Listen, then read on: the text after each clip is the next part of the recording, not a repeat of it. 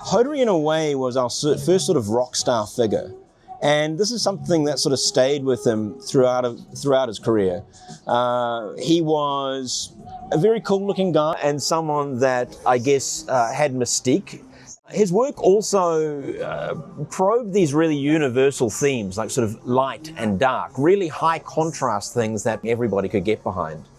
He was one of the very few artists of his era who found significant financial success during his career. And that didn't just influence his life, I think it also influenced the work a little bit. So you saw Hotere do, I guess in a way, things that were quite sort of flamboyant.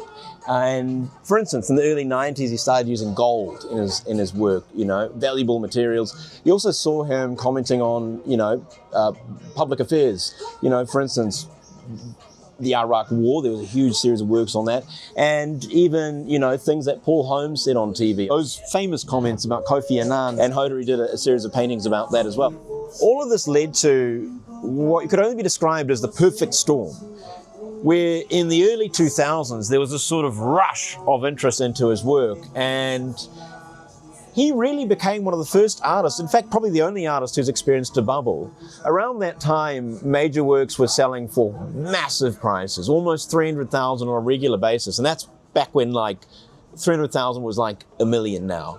And what it led to was this major crash where everything on every metric really plummeted for years and years and years. But recently, we've seen this resurgence in interest in his work in the market. I'm going to take you through a number of series that come up regularly. The first of these is from the mid-70s, his black paintings.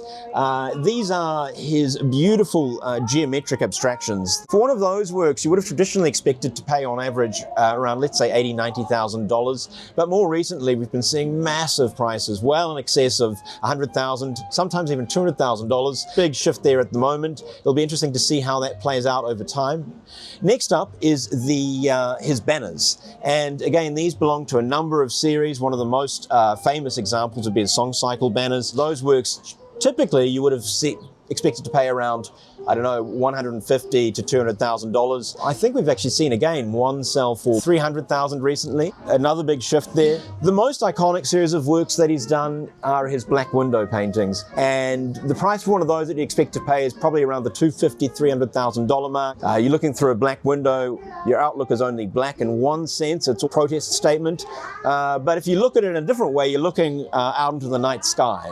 This was part one, part two to follow.